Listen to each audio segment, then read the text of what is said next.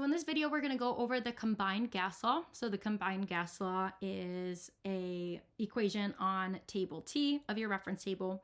Okay, and this states that P1 times V1 divided by T1 is equal to P2 times V2 divided by T2. Okay, so what these P, V's, and T's stand for is just the pressure, volume, and temperature of a gas. So we use this combined gas law to relate pressure, volume, and temperature of a gas, assuming that the amount of gas is held constant.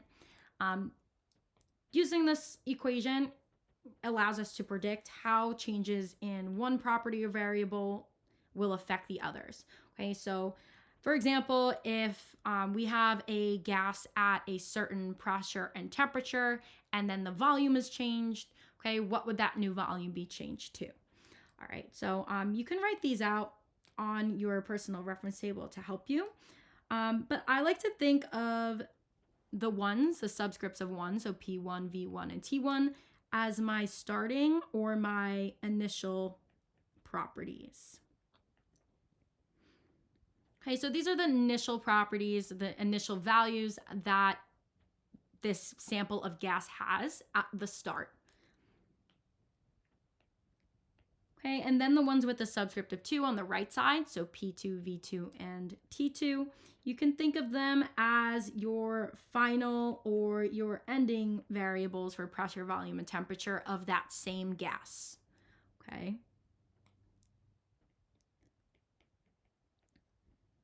So on the left side, those are the variables for the initial, okay, pressure, volume, and temperature of the gas.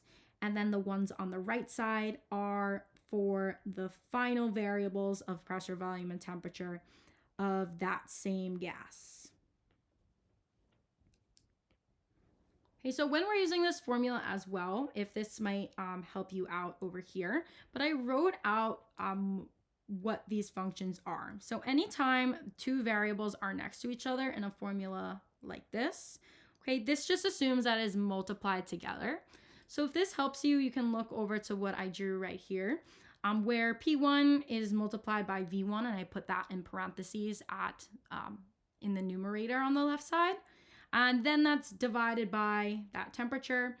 Set that equal to the same thing on the right, but with P2 times V2 divided by T2.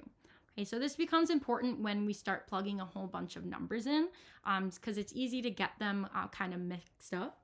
So we have to just make sure that we're putting them in the right places and we're performing the right functions with them. But a few things is temperature must always be in Kelvin. Okay, so in case a question gives you temperature in degrees Celsius, remember that you have the temperature conversion formula that I'm writing right here, also on table T. Okay, so this is the Kelvin temperature equals degrees Celsius plus 273. So for example, if you were given degrees Celsius in the question, in order to change that to Kelvin first, before you plug anything into this equation, you must change it to Kelvin. And all you do is you would add 273 to that, okay? Also, if one variable is constant, it says that it's constant, or it is not mentioned in the question, leave it out or cross out, and I'll show you what that means. So for example, if the question doesn't say anything about the temperature of the gas, or it says that the temperature is constant, we're gonna cross out or ignore this function here. And then the last important thing is use the same units on both sides of the equation for pressure, volume, or temperature. Okay, so for example, if we are given the pressure of this gas in atmospheres, in ATM, make sure that the pressure on the right-hand side as well is also in the same units. Okay, you don't want one side to be ATM and then the other side to be in kPa, because that would just not be accurate. Okay, so let's just go over one question. And it's the first question of your packet, and it says a gas in a rigid container has a pressure of 3.5 atmospheres at 200 Kelvin. Calculate the pressure at 273 Kelvin. Okay, so up here is our formula where P1, V1, and T1 are our pressure, volume, and temperature initially for that gas. And the P2, V2, and T2 are the final pressure, volume, and temperature for that gas. Okay, so it says that this gas has a pressure to begin with of 3.5 atmospheres. Okay, so that 3.5 atmospheres, I'm just going to label that as P1 in the word problem. And then it says that this gas is at 200 Kelvin. Okay, so 200 Kelvin is telling me the starting temperature of that gas. Now it says to calculate the pressure at 273 Kelvin. So if we were to change that temperature to 273 Kelvin from 200 Kelvin, so this is T2, what would our P2 be, our new pressure? Okay, how will pressure change as a result if we are changing the temperature from 200 Kelvin to 273 Kelvin? Okay, so notice, for example, that in this question, they didn't mention volume at all. Okay, so this is one of those examples where now we're just going to ignore volume. So I'm just going to write ignore V up here. Okay, so volume is not mentioned, but it does say that it is in a rigid container. Okay, so a rigid container, think of like a container where the container can't expand or contract at all. Okay, so rigid is like it's very structured. So something like a sealed can or something like that. Okay, so this is assuming that we have constant volume. Okay, so volume is not going to be changing. Okay, so it does not apply for this problem. Now I'm going to rewrite out my formula. P1 times V1 divided by T1 equals P2 times V2 divided by T2. Okay, so volume was not mentioned. It's being held constant, so I am just going to cross out the volume, V. We don't care about V, all right? So if I want to rewrite this to just make it look pretty and a little bit easier to work with, I'm just going to rewrite my P1 divided by T1, okay, leaving out the volume. And then I'm going to set that equal to P2 divided by T2, okay, again, leaving out that volume.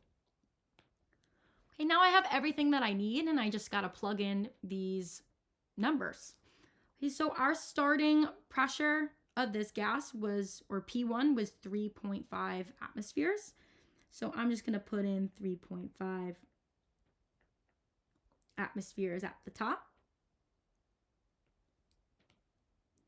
And then that's going to be divided by my T1, or my starting temperature, which was 200 Kelvin.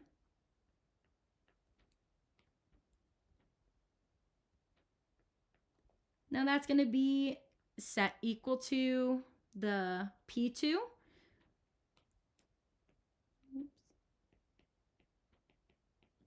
So the P2 is what we're trying to solve for. So I'm just going to leave it as P2. And then I'm going to divide that by T2, so my final temperature. So that temperature was changed from 200 Kelvin to 273 Kelvin. So I want to figure out how is my pressure going to change as a result. So Kelvin's temperature is increasing. What's going to happen to my pressure? Okay, what will my new pressure be? Right, so now that we have this set up, we can solve for it. So we can do this by cross multiplying. Okay, so I'm going to first multiply 3.5 atmospheres by 273 Kelvin. And I get 955.5 equals, now I'm going to cross multiply the other way. And that's just 200 Kelvin times my P2. So I just write it as 200 times P2.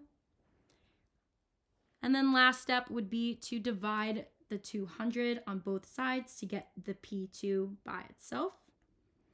So the 200 divided by 200 is just 1, so it cancels out. And then we just put the 955.5 divided by 200 in our calculator, and we find that our final pressure, or P2, is 4.8 atmospheres. Okay, so this would be our final answer.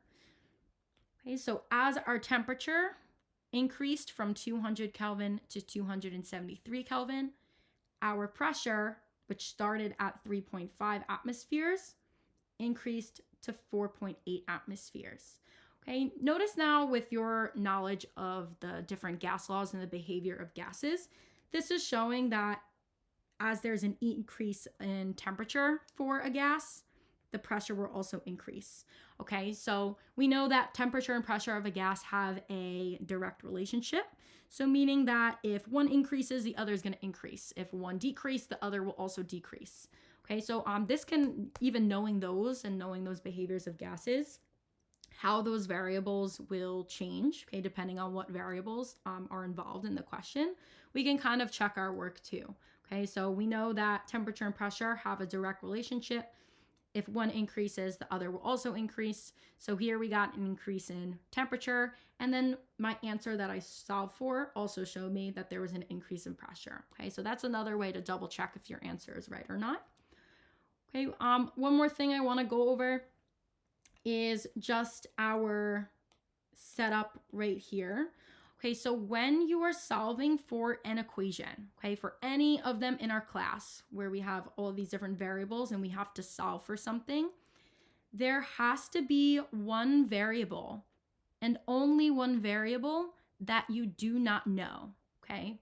So hence we have this P2 here. We don't know P2. That's why we keep it as the symbol, as this letter. Okay, and then we plug in every single other number that we can. Okay, there won't ever be all numbers here where we have a number for P1, T1, P2, and T2. Okay, that would just be an inaccurate function. There's nothing for us to solve for either. So that would not be a correct way to set it up.